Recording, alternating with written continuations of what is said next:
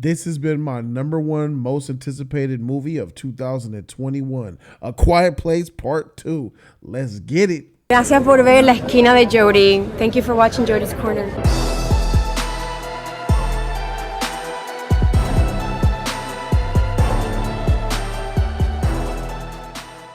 YouTube was good. It's your boy Jody Joe. Welcome to Jody's Corner, A Quiet Place Part 2. This is the spoiler-free movie review. I've been waiting for this for a long time. This thing came out right around when the pandemic hit last year. Like right around that March area, to the point where some people actually got to see this thing a year ago. Shout out to Nerd Report, my favorite, who got a chance to see it, and I never got his opinion on it because he kept the lips shut. So shout out to those movie reviewers, those influencers who actually got to see this movie a long time ago. Me, I saw this with the homie E in the theater, and I really wanted to watch this in theaters this time because the first time I saw it on video on demand, like 6 months after release, I completely slept on the movie. So after I watched it, I reviewed it, I was blown away. I loved the film. I gave the film like an A or an A minus or something like that. I think I gave it an A. And this time I said, nah, bruh, I'm in theaters. I'm watching this. I'm having my popcorn, my nachos, my hot dog. I love it. My Diet Coke. Let's go. And sure enough, I did. I was there. Dark theater, you know what I'm saying? Lights, camera. We were separated. Every seat you get in the theater, there's 3 seats to each side of you that they can't have, that are blocked out. And the seats behind you are blocked out as well. So I was excited by the time I sat down to watch this movie. So A Quiet Place Part 2, spoiler free. Don't worry, no spoilers here. As you guys know, this takes place right after the events of the first movie, but also goes back and forth in time. As we saw in the trailers, it shows, you know, where the dad is still alive, and it shows day one when the issue first happened and when the monsters are first starting to eat people and shit. You know, oh, I've been waiting to do that for a long time. So Emily Blunt, 2 kids, you know what I'm saying, they're learning how to survive post daddy death. You know, we saw at the end of part 1, daddy was like, I'm going to save my kids. Ah! That monster said, huh? Took that daddy out. Made them orphans out here, bro. Made them bastards. So the Emily Blunt and her 3 bastard children, you know, she still got that baby she's carrying around. They're trying to find survival. They left their home. As you see, they're wanderers trying to find a place to survive. And this is just another take on the journey of what it's like when you have to leave your home and there's sound sensitive monsters out there that are ready to eat your shit left or right, wherever you want to go. So it's really a survival. It's about following these characters, seeing them get into shenanigans when it comes to making noise, when it comes to maybe some other people who are involved with this story that might want to cause trouble for them, or people that might want to help them. We don't know. But there's other characters that are in here. You know, Cillian Murphy's in here, as you guys saw him from the trailer. He's the Scarecrow in the Dark Knight trilogy. He's pretty dope in this. He's a pretty good character. You know what I'm saying? I liked his character. Deaf girl daughter who was annoying to me. You know what I'm saying? She's annoying in this movie as well. She's annoying in the first movie. I want her to get 8. Well, they don't really eat you. I want her to get in the first movie. And I wanted her to get in this movie too. But then she started to like mold around me and just embrace me and make me kind of feel weird because I hate you, but you're kind of a G and I kind of like you. So I started to warm to that character, you know what I'm saying? Shout to daughter. She was great. The pros, let's talk about some cons here. What they chose to do with some of the characters, I disagree with. It was a downer for me.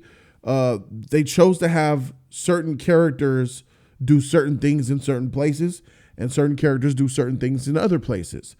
And what they had certain characters doing, I feel, and what they chose to do, the narrative chose to underutilize certain characters and overutilize others. So all these characters, what makes them awesome to me, what I was looking forward to was seeing the family dynamic and how they stick together and they're a family. And from my experience watching this movie, I feel like they could have did a better job at that because you're you're around monsters who are gonna eat you at any moment. You could sit up there and get your shit ate. You're in a world where you could just do this and you dead. And you got your family and they know what time it is, and you have this secret device that could F them up. You would think that there would be more, they would just lay into that more, but it didn't. Also, another negative, the middle part of this movie was slow. This movie relies on a very slow, organic crawl scene to build up. And by the time the ending hits, it just blows you away and has you in your seat like, huh. And the ending is fire. I don't know if the beginning or the ending is the best part. It's definitely the ending, but it's close. The movie is a slow burn. The movie is, in the beginning is a jolt, boom, and then it's a slow, just chilling you in the theater like, okay, all right, it's been a while. I'm starting to feel a little like I'm losing interest a little bit almost. But the love of the characters keeps you in it. If you like this franchise, you'll keep in it. But I can understand how some people are just going to be like, oh, man, this is kind of dragging. It's kind of boring. It's a slow second act. Second act, slow. That third act, bro. Then it hits you like, wow, wake up, bitch. And you're like, and it hits. It definitely hits. But the second act is slow. That might be an issue. I think it was an issue, bro. So that's a little knocking some ding points off. Those are the cons. It's the only cons that I really have. The pros, the suspense, fantastic. The characters, great. Even though they could have did a little bit better, they were still great. Loved how they went back and forth to add John Krasinski into this film. That was smart. It was genius. And it also answered some questions. I like that. The story, how smart it was. The landscape of these scenes, your environments, the way they set up the environments to work with the script and the story and the narrative, I thought was genius.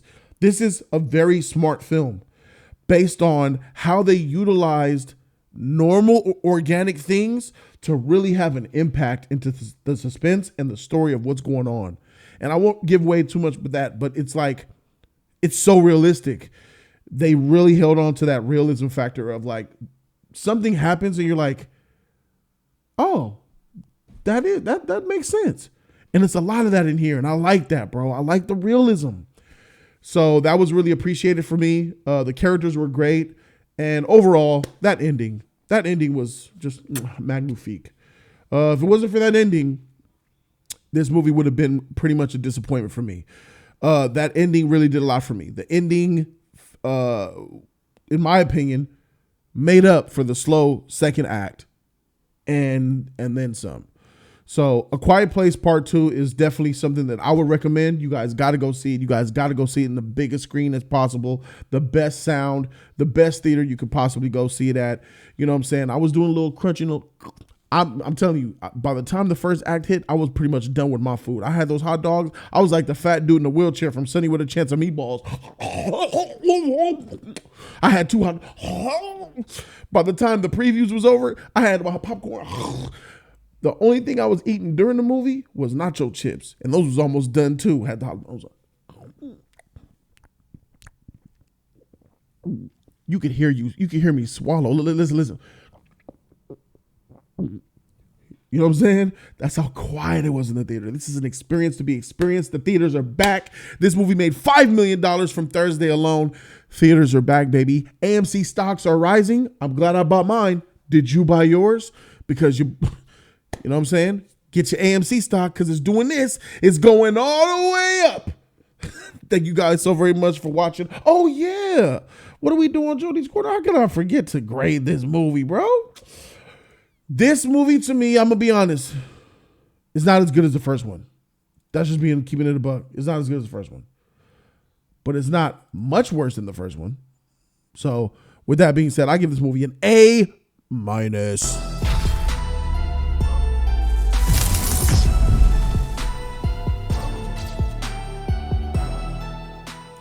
It gets the A-. Thank you guys so very much for watching. I'll see you tonight for Jody's Corner live at 5 p.m. Pacific. Tonight, right here on Jody's Corner, a lot of fire news topics coming your way. Thank you guys so very much for watching. I'm Jody Joe, and I'm out this thing. Deuces!